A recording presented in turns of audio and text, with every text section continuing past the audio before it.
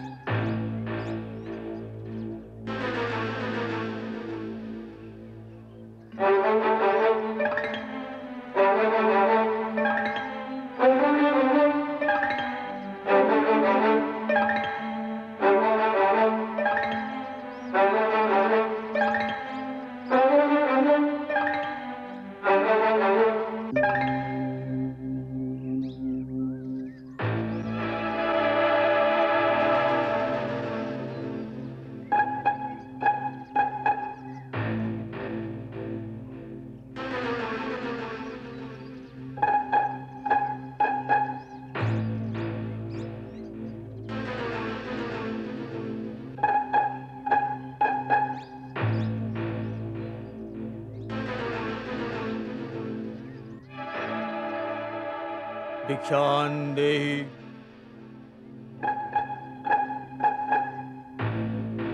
भिक्षां देहि।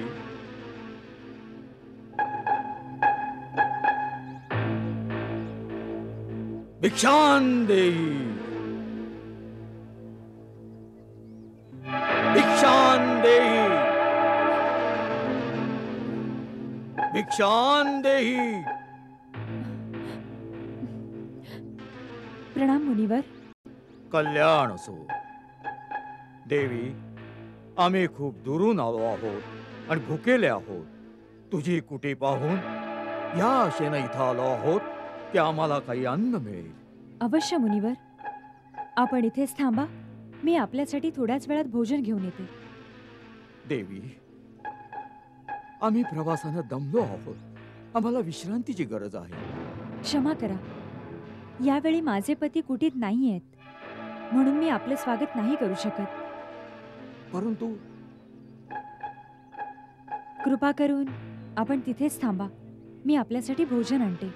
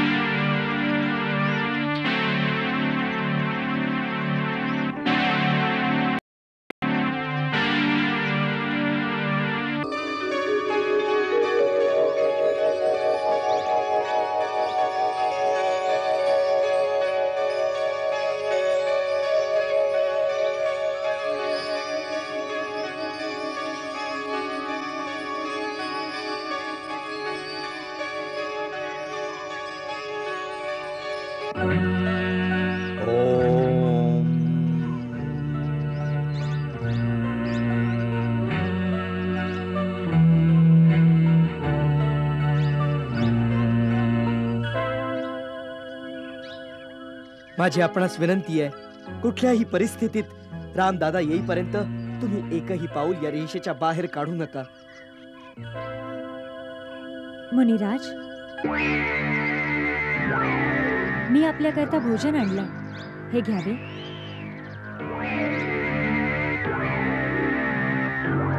घेऊन ये देवी. कृपया आपल्यालाच इथे यावं लागेल. आता तर आम्ही आसन ग्रहण केलं आहे. प्रवासानं थकलो आहोत. सारखं सारखं उठवत नाही. जे काही द्यायचंय इथंच घेऊन ये. भगवंता, मी या सीमेपलीकडे नाही येऊ शकत. आपल्यालाच कष्ट घ्यावे लागतील. देवी, तू क्षत्रिय पुत्री नाही वाटत. दारावर आलेला अतिथी देवासारखा असतो आणि तू आमचा अपमान करत आहेस. नाही नाही अतिथी देवा, माझं तिथे न येण्याचं कारण आपला अपमान करणं नाही. खरं तर माझे भाऊजी माझ्या सुरक्षेसाठी एक सीमारेषा आखून गेले आहेत आणि आपली शपथ घालून सांगून गेलेत की मर्यादा रेषा ओलांडून बाहेर जाऊ नकोस. म्हणून मी बाहेर नाही येऊ शकत. कृपा करून या गोष्टीचा राग मानू नका. बस, खूप झालं. तू परत परत आमचा अपमान करत आहेस. पहिल्यांदा आम्हाला कुठीत येण्यापासून मनाई केलीस आणि आता दुरून भोजन देत आहेस, जसं काय आम्ही पशुपक्षी आहोत. असा व्यवहार नीच जातीच्या लोकांबरोबर केला जातो. कोणी संत महात्मे दारावर आले तर मोठ्या आदरानं स्वतः त्यांच्या जवळ जाऊन त्याचे पाय धरून भिक्षा दिली जाते. ठीक आहे, आम्ही तुझ्या दारावरून उपाशीच परत जाऊ, पण या अपमानाच्या बदल्यात आम्ही तुला शाप देऊ. नाही नाही मुनिवर, माझ्यावर दया करा. मला आपल्या मुलीप्रमाणे समजून माझी समस्या आणि विवशता समजून घेण्याचा प्रयत्न करा. आम्ही सर्व समजतो, सगळं जाणत आहोत. आम्ही त्रिकालदर्शी आहोत. मूर्ख स्त्री, आम्ही सर्व पाहत आहोत. तुझा पती यावेळी एका सोनेरी हरणाची शिकार करत वनामध्ये भटकत फिरतो आहे. त्या सोनेरी मृगानं आपल्या शिंगानी तुझ्या पतीवर एकदा हल्ला केला आहे. तरीही तुझा पती त्याच्या मागे धावत आहे. आम्ही शाप देतो आहोत की तो सोनेरी मृग आपल्या तीक्ष्ण शिंगानी तुझ्या पतीचा. नाही नाही, आपण त्याला शाप नका देऊ. मी तिथेच येते. आपण माझ्या पतीला शाप नका देऊ. त्यांना शाप नका देऊ. माझ्यावर दया करा. माझी चूक झाली. मी आपली शक्ती नाही ओळखू शकले. मला क्षमा करा.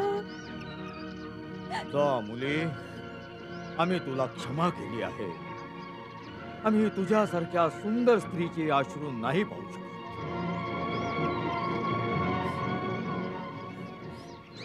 मी मिथिला नरेश, महाराज जनकाची मुलगी आहे. मिथिलेची राजकुमारी आणि या अवस्थेत? हे कसलं दुर्दैव आहे. या कांचन कायेला पाहून देवताही मोहित होतात. तिला तू या पर्णकुटीत अशा प्रकारे नष्ट करत आहेस. अरे, अशा श्रीरत्नाला तर त्रिलोकीच्या महाराजाची पत्नी असलं पाहिजे. माझ्यासाठी तर माझे पतीच त्रिलोकीचे राजे आहेत. त्यांच्यापेक्षा मोठं कोणी असू शकतं का? अवश्य असलं पाहिजे. आम्ही तुला सांगतो, सीते, ज्याच्या नावानं देवता, नाग, किन्नर, असुर, राक्षस अर्थात त्रिलोकीचे सर्व प्राणी थरका पावतात, सूर्य, चंद्र इत्यादी नवग्रह ज्याच्या इच्छेनं कार्यरत होतात, जो संसारातील सर्व चराचर प्राण्यांचा स्वामी आहे, त्याला पाहून वृक्षाची पानं पण भीतीनं शांत होतात. अरे, वायू सुद्धा ज्याच्या समोर श्वास नाही घेत. तू तर त्या लंकाधिपती रावणाची पत्नी होण्यास योग्य आहेस. अशा प्रकारच्या पापी गोष्टी करताना तुला लाज नाही वाटत? कोण्या महात्म्याच्या वेशात तू कोणी दुरात्मा आहेस? कोण आहेस तू? तुझा दास, तोच लंकेश्वर रावण.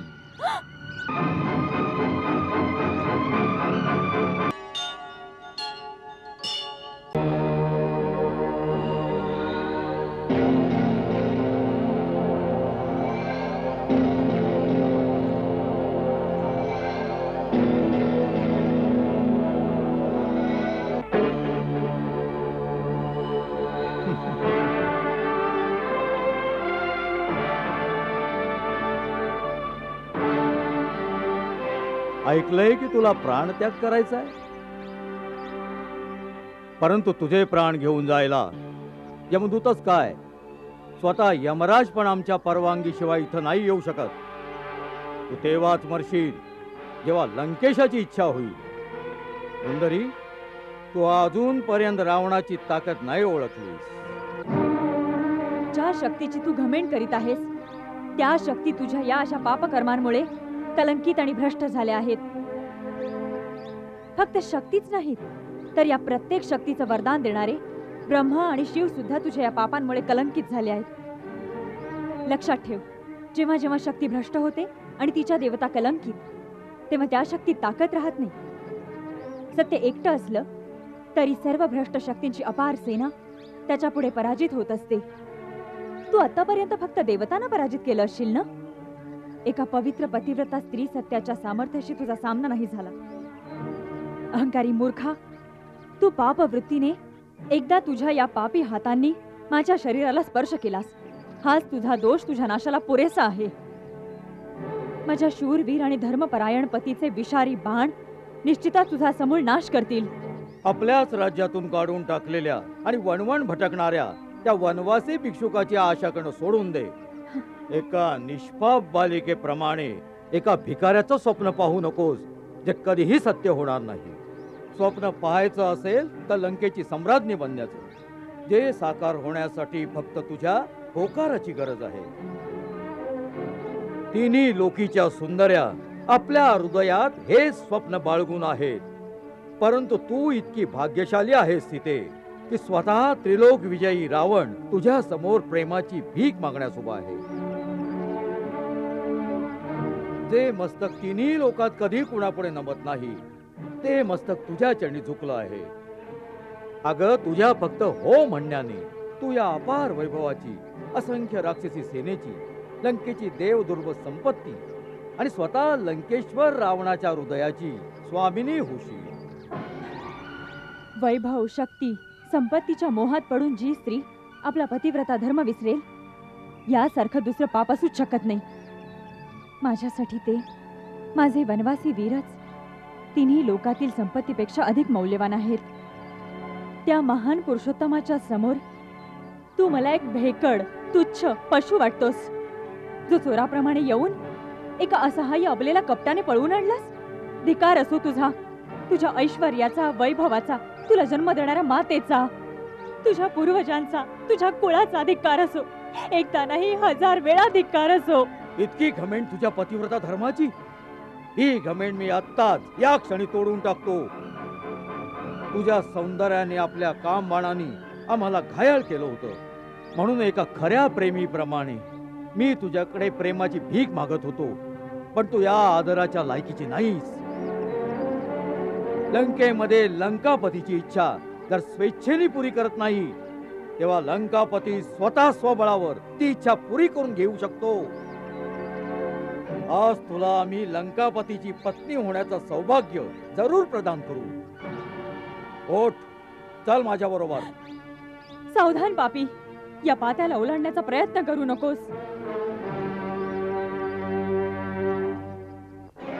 वाह, रावणाच्या प्रचंड आवेगाला एका पात्याची भिंत करून थांबवलं जात आहे.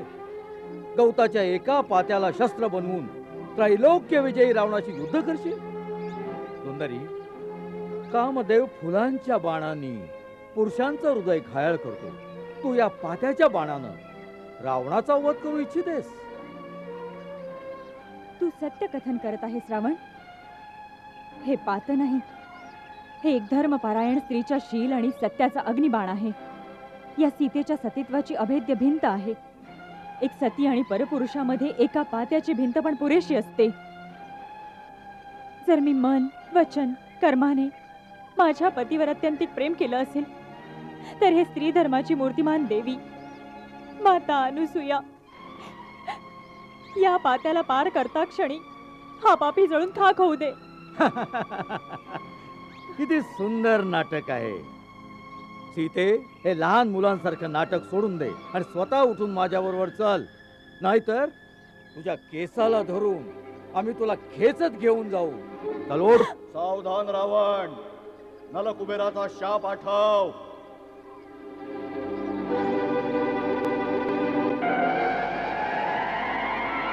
तू माझ्या धर्मपत्नीवर बलात्कार केला आहेस. मी शाप देतो, जर तू कोणा परस्त्रीचा तिच्या इच्छेविरुद्ध कधी शीलभंग केलास तर तुझ्या मस्तकाचे 7 तुकडे होतील.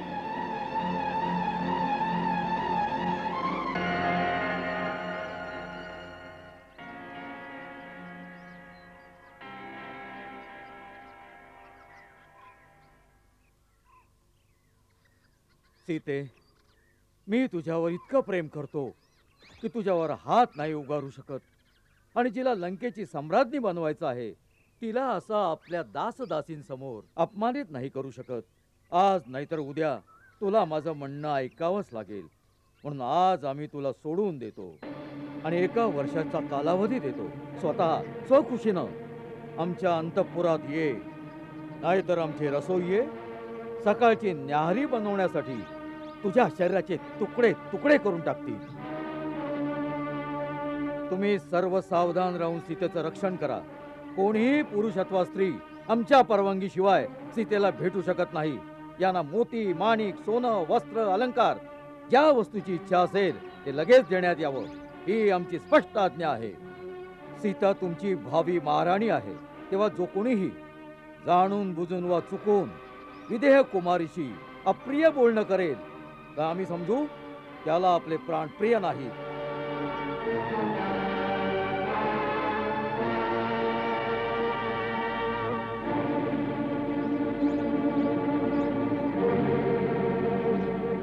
तू हिचा अहंकार तोडण्याचा प्रयत्न करायचास, भय दाखवून वा गोड बोलून, साम दाम दंड भेद कोणत्याही उपायानं हिला वश करण्याचा प्रयत्न करायचा. जो कोणीही हिच्या आत्मसमर्पणाची शुभवार्ता आमच्यापर्यंत पोहोचवेल आम्ही त्याला मागेल तेवढं धन देऊ. जशी आज्ञा महाराज.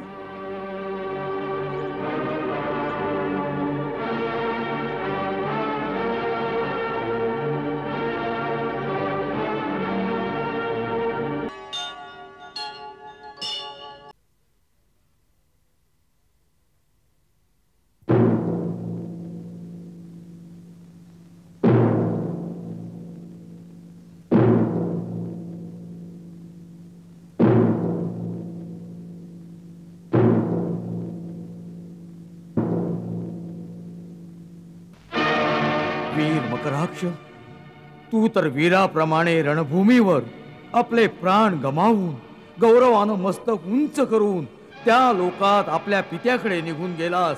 पण लज्जेनं आमचं मस्तक झुकलं. आज आम्ही तुझ्या पित्याचे ऋणी झालो. आम्ही वीरवराला काय उत्तर देऊ, जो आपला पुत्र आमच्याकडे सोपून गेला होता. आम्ही त्याचं वानरांपासून रक्षण करू शकलो नाही. हे पाप आम्ही कसं धुवून काढणार, हे ऋण आम्ही कसं चुकवणार. आज्ञा द्यावी पिताश्री. राम आणि लक्ष्मणाच्या रक्ताचे हे डाग मी आजच धुवून टाकतो. आपले ऋण मी चुकवीन. नाही मेघनाथ, हे ऋण आमचं आहे आणि ते आम्हीच चुकवणार. नाहीतर आम्ही आमचा भाऊ करला काय तोंड दाखवणार. तेव्हा आमचा पुत्र प्रहस्त मारला गेला तेव्हा आम्हाला शोक अवश्य झाला होता. पण त्याच्या मृत्यूला आम्ही लज्जित नव्हतो झालो, कारण तो आमचा पुत्र होता, आमचं धन होतं. आम्ही उधळून टाकलं. पित्याचा आपल्या पुत्राच्या जीवनावर पूर्ण अधिकार असतो, परंतु आपल्या भावाच्या पुत्राचं आपल्या स्वार्थासाठी बलिदान देण्याचा आम्हाला काही अधिकार नाही. याच्या मृत्यूचा आमच्यावर कर्ज झाला आहे. म्हणून यानं जी शपथ आपल्या मातेच्या इच्छापूर्तीसाठी घेतली होती ती रामाच्या खोपडीत जल भरून आपल्या पित्याचं श्राद्ध कार्य करीन. ती शपथ आज आम्ही घेऊन रणभूमीवर जाऊ. आमच्या बरोबर सैन्याला कूच करण्याचा आदेश दिला जावा.